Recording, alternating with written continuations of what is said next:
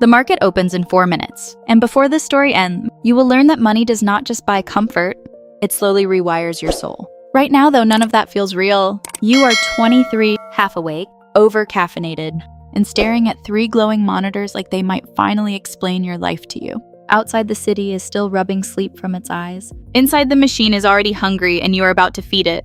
You got here at 5:47 a.m. because that is what people at this level do when they still believe effort and survival are the same thing. One lukewarm coffee sits beside a stack of pitch decks nobody will ever read all the way through. Your student debt is $94,000, and for a few brief weeks, your salary felt enormous.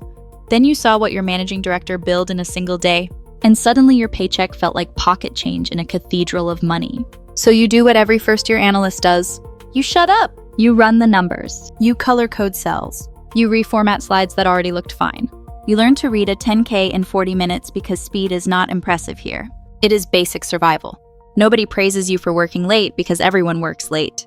Nobody thanks you for being precise because precision is the minimum price of entry. You are not building a career yet.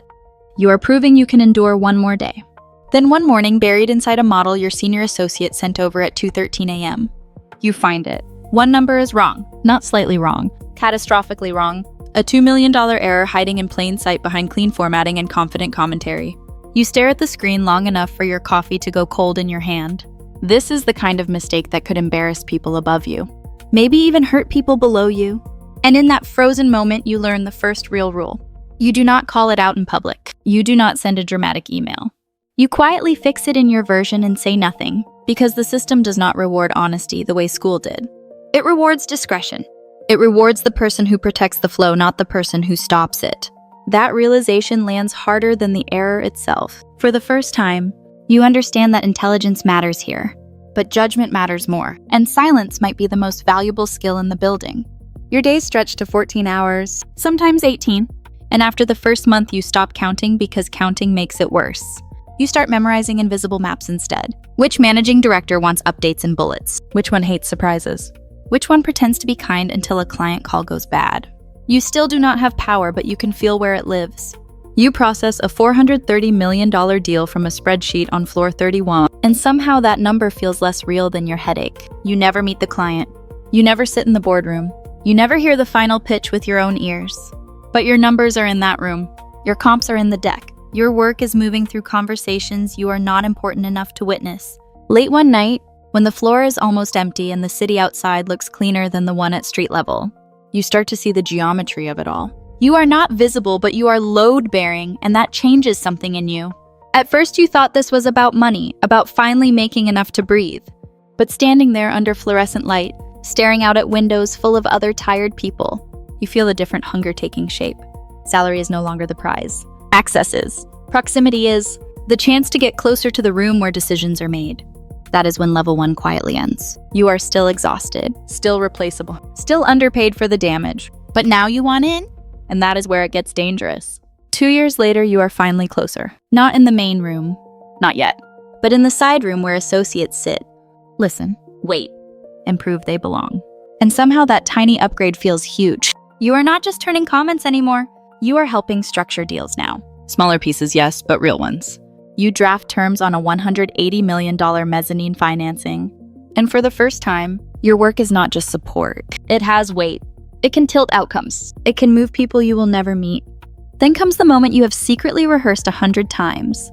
You sit across from a CFO for the first time, and when he pushes on a covenant breach scenario, you do not blink. You explain it calmly because you have run that exact case 40 times in the past week, maybe more. Preparation becomes your currency. And suddenly you feel it. A small win, a flash of control, the first real taste of power. But the deal you are helping build has consequences nobody in the room wants to name. And you are starting to notice that too. Okay, the deal is a leveraged buyout of a regional logistics company. And on paper, it looks clean, efficient, even impressive. You model EBITDA margins, debt service coverage, exit multiples. Everything lines up beautifully. But there is a line you never build into the spreadsheet, the one that counts people. Jobs that will disappear. Towns that will feel it. Nobody asked you to model that, so you don't. And the fact that you don't is exactly how the system keeps moving. You present the numbers clearly, confidently, like you've been trained to do. The room nods. The deal moves forward. Weeks later, your bonus hits your account, and for a moment, it feels like validation. Like proof that you are doing something right. You don't think about Ohio, or the warehouses, or the people who will quietly pay the price. You rationalize it the way everyone here does. You didn't make the decision. You just ran the numbers. And that sentence becomes your shield. That's when you learn the second rule. Proximity to capital is proximity to power.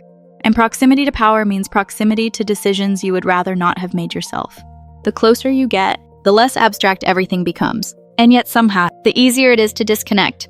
You tell yourself this is just how the world works. Efficient, rational, necessary. But late at night, when things slow down, you start to wonder if that explanation is enough, or just convenient. You begin building your own network now, not friendships, not really.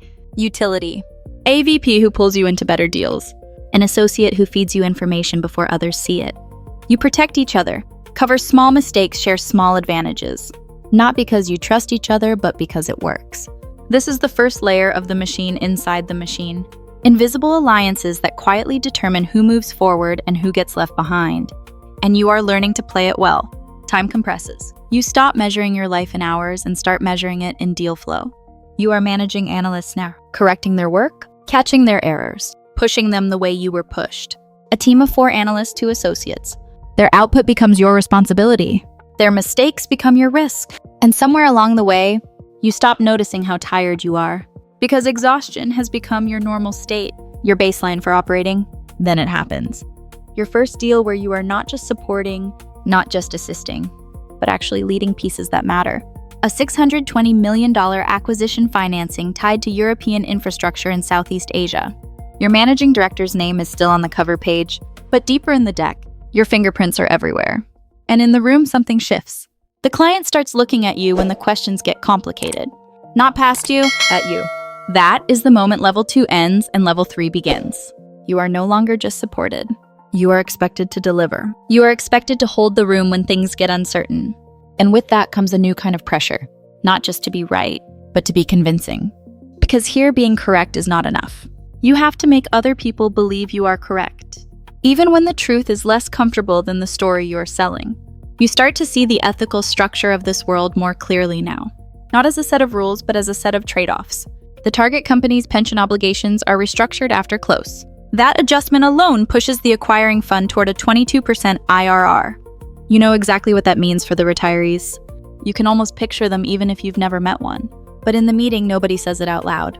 Silence again does the heavy lifting. The deal closes in 11 weeks. Fast, efficient, celebrated. Your year-end compensation jumps to $480. 000. And for a brief moment, you feel like you've made it. You wire $40,000 to your parents. You buy a 2-bedroom apartment in a city where that purchase signals arrival. It feels like a win, a real one this time. And maybe it is. But it comes attached to a quiet understanding that the wins are getting bigger. And so are the things you choose not to see. That is when the third rule settles in almost without you noticing. You stop asking if a deal is good. You start asking if it is executable. Because at this level, execution is everything. Feasibility beats morality. Timing beats hesitation. And once you cross that line, even slightly, it becomes much easier to cross it again. You tell yourself it's just part of growing up in this world. But deep down, you can feel it. Something in you is starting to shift, and it won't shift back.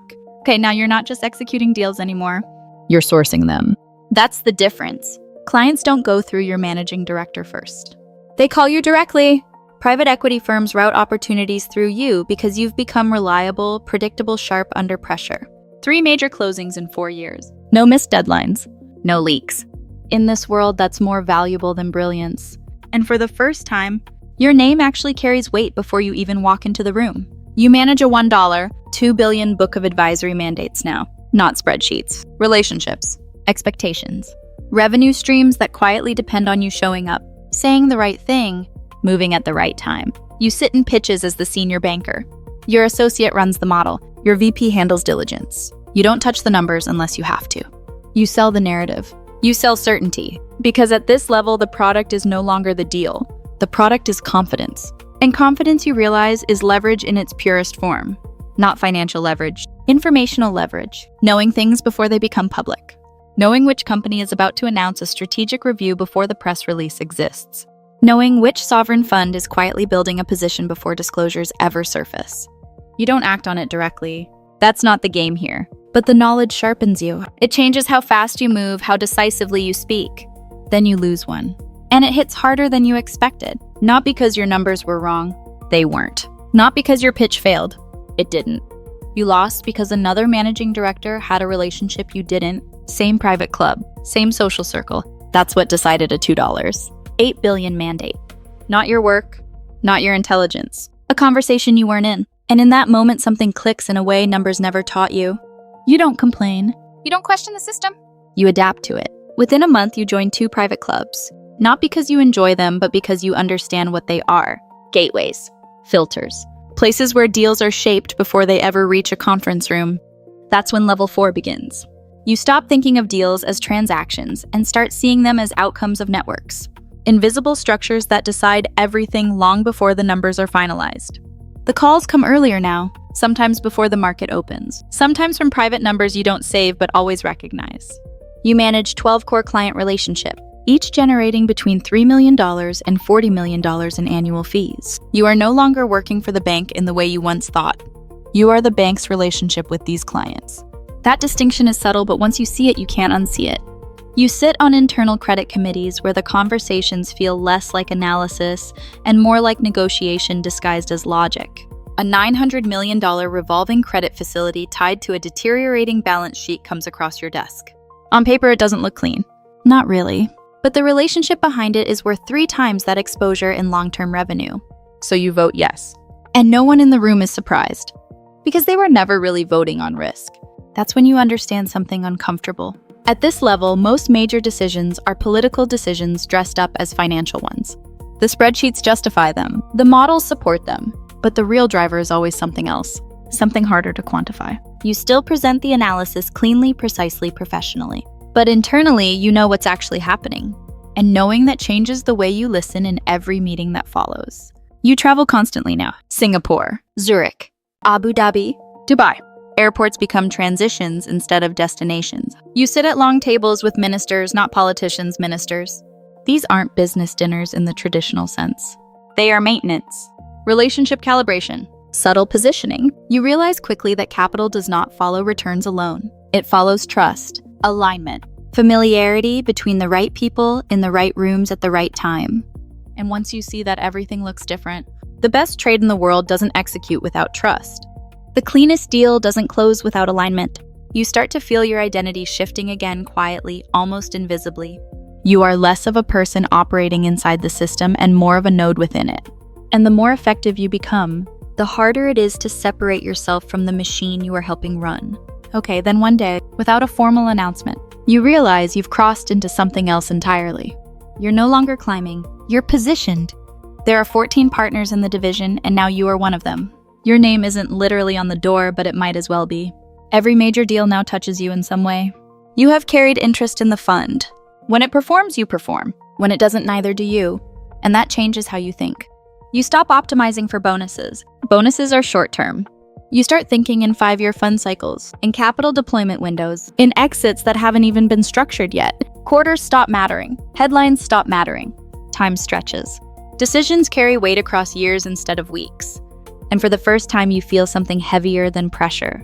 You feel responsibility, but not in the way you expected. Not to people, to outcomes, to returns, to performance curves that define everything. You lead a $4, $3 billion acquisition of a European energy infrastructure company, 3 months of negotiation, 4 regulatory jurisdictions, 2 aggressive competing bids trying to break your structure. You run the consortium. Your fund anchors it. But you bring in a Middle Eastern sovereign co-investor and a Canadian pension to stabilize the capital stack. Every call matters. Every delay costs millions. Every silence in a negotiation room means something, and you've learned how to read it. The closing dinner is in London, but the real agreement happens in a room that doesn't appear on any official floor plan. No assistants, no slides. Just a small group of people who all understand exactly what's at stake. You speak less than you used to, but when you do, the room listens differently now. Not because your voice changed, but because your position did. And when the handshake finally happens, it feels less like celebration and more like confirmation.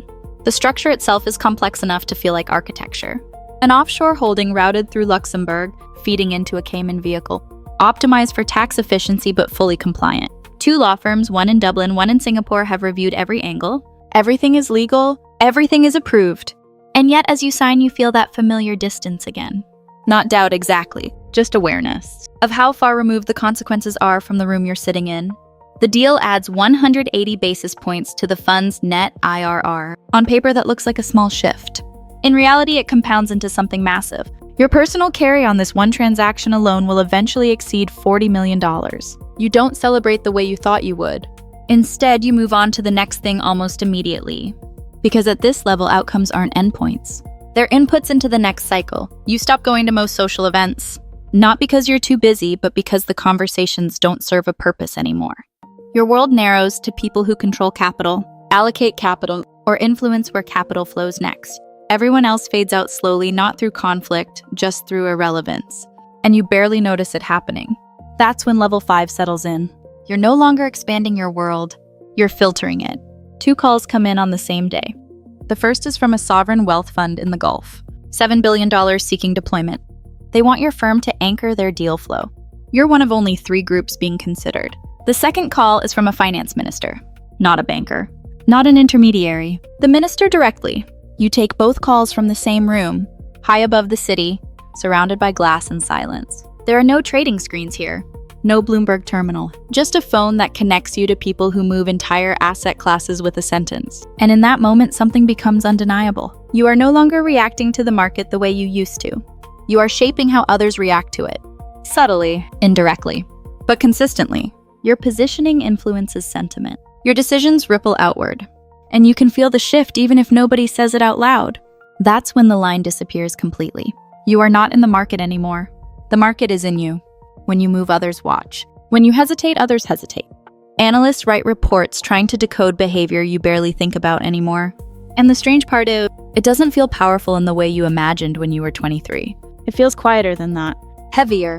Like you've stepped into something that doesn't really have an exit. Okay, you sit on 3 corporate boards now, and your calendar fills with meetings that don't look like decisions, but quietly shape them. You advise a multilateral development bank on infrastructure strategy. Twice a year, you brief government officials on capital market conditions. You don't call it lobbying, you call it advising. And technically that's true. But the effect is the same. Your words influence direction, and direction at this level moves entire systems. The moral structure that once felt sharp now becomes abstract. Not because you stopped caring, but because the consequences are too far away to feel directly. Layoffs happen somewhere down the chain. Restructurings ripple through regions you never visit. But what you see, what you measure, is the fund return. That becomes the scoreboard. And over time, you optimize for it automatically, almost without thinking. That is the system, and now it runs through you. That's the 6th rule. There is no outside perspective anymore. You are inside it fully. Every framework you use, every assumption you trust, was built by the same system you're helping maintain. You don't question it the way you used to because there is no neutral ground left to stand on. And the unsettling part is it doesn't feel like a loss. It feels like clarity. Like you finally understand how things actually work, even if that understanding comes at a cost. Years pass differently now. Not marked by deals or promotions, but by cycles. Funds raised. Funds deployed. Funds exited. Your title becomes less relevant. Senior advisor. Chairman emeritus. Family office principal.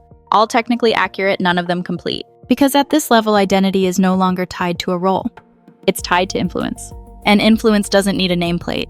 It just needs access. You are 71 years old. 47 years inside the machine. Longer than most careers last. Long enough to watch entire generations enter the system the same way you did. Wide-eyed. Exhausted. Convinced that effort alone will carry them upward. The machine was here before you, and it will be here long after you. That realization doesn't make you feel small. It makes you feel permanent in a way that's hard to explain. You hold stakes across 5 funds, 2 private banks, and a reinsurance structure registered in Bermuda.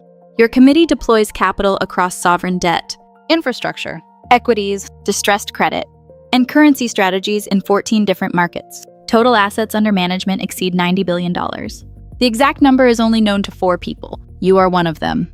And even now, you don't think of it as money. You think of it as positioning. You stopped trading a long time ago. Trading reacts to the market. Positioning comes before it. 2 years before anyone else notices, you identify a currency block under liquidity stress. You don't trigger anything. You don't need to. You structure around it quietly, patiently. And when it finally unfolds, your funds gain exactly the way you expected. The press calls it foresight, discipline, expertise. They don't see the years of access behind that moment. The cost of reaching this level is not written anywhere. The circle of people you truly trust shrinks to fewer than 10. Beyond that, everything is transactional, conditional, or temporary. You have more access than anyone you grew up with could ever imagine. And almost no one you can actually talk to about it. Not because you're hiding it, but because there is no common language left to explain it. You are too embedded to step away cleanly. The system would cost more to dismantle than to maintain. That's when you understand something final. This isn't power in the way you once defined it. Power was control movement choice. This is something else, something quieter, colder, more permanent. A structure that continues with or without you, but now includes you in a way that cannot be undone. In a quiet boardroom in Geneva, 4 people sit without an agenda, without a presentation, without any visible structure. You speak for 6 minutes. No one interrupts. No one checks their phone. When you finish, the room moves. Decisions are made. Capital shifts. Somewhere else, in a glass tower full of fluorescent light, a 23-year-old analyst opens a terminal for the first time. He thinks this is about salary. He doesn't know yet what the system actually rewards. But you do! And that's the part that never leaves you.